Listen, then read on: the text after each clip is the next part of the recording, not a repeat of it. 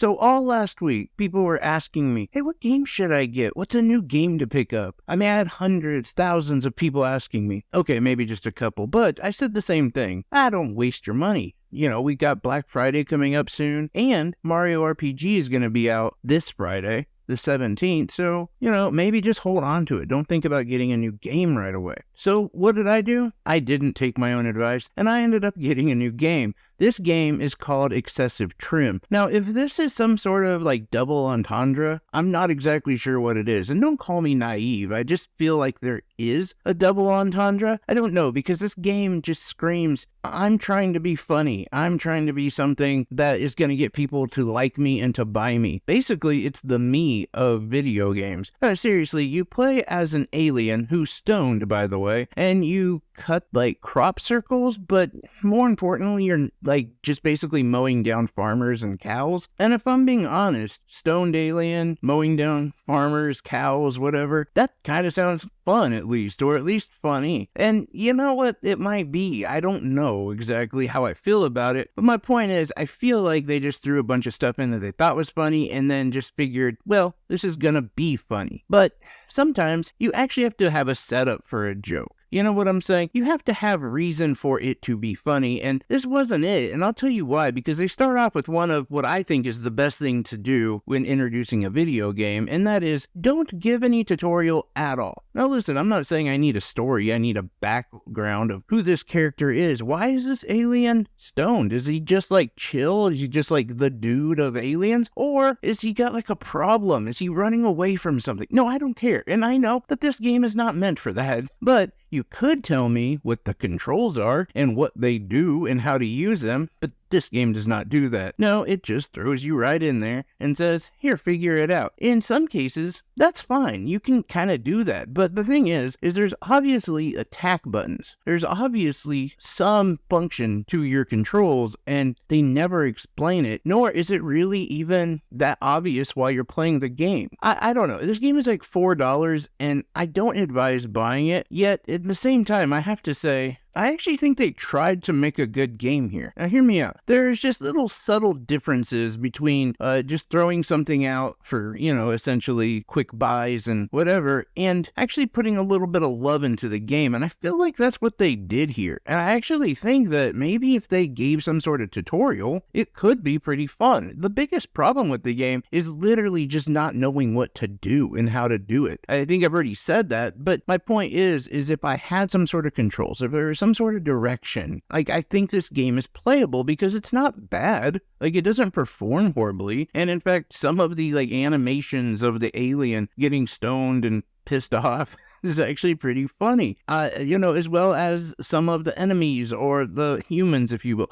All of that is kind of redeeming for the game. Not to mention the spaceship itself, it actually feels pretty good to fly. I just have no idea what the hell I'm doing, and I've tried multiple things. Nothing really seemed to click. And you can figure out, just a few of the button's functions, but I don't know. I think there's more to this game, and I don't know what it is because the game won't tell me. And it really is one of those games that, you maybe have a minute or two in actual gameplay before you die. And some of that, I think, is because, well, you don't know what you're supposed to be doing or how to do it. So, there's some issues. I would not advise getting Excessive Trim, but I did end up buying it. And, after I advised so many people, don't buy any games this last week. So I will say, though, this week is already turning out to be a pretty good week. And I say that because I've already pre-ordered 2 games that are coming out. One of them being Mario RPG, and the other one being a revision of Astra Libra.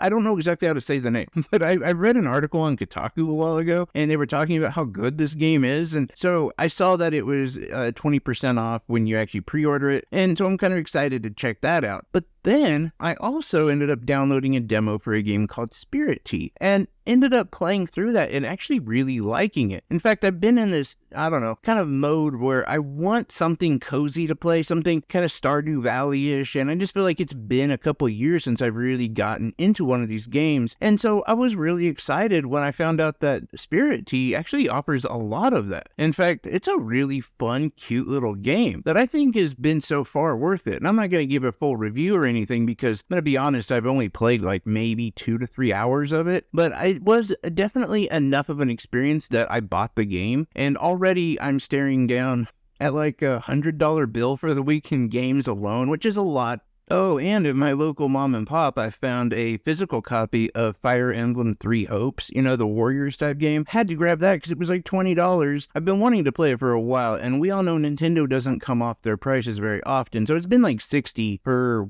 almost 2 years? A year and a half? So finding it for $20, had to pick it up. And yeah, like, I've started to notice, I'm spending a lot of money this week. But honestly, I think it's justified. Like, Spirittea is actually so much better than I thought it would be. And anytime a game offers a demo, they're pretty proud of their product. Like, they're confident in the fact that what they've made is going to be good. And, what I thought was maybe just a complete cozy kind of game is actually pretty entertaining. Like, there's more to it than that. I'm not saying that cozy games are not entertaining. I'm not. But I'm just saying that, like, there's another dimension to this game that I actually really like. And this is aspect of, like, speaking to ghosts and spirits who's, like, now, like, haunting this little town, but because they let their bathhouse, which is where the spirits basically healed and where it was kind of like a sanctuary to them. Like, that's where they chilled. That's what they liked. Well, this little town has let the bathhouse go to crap. And so now you're there to restore this bathhouse, build it up, and of course do all the other like farm sim cozy type game stuff, like,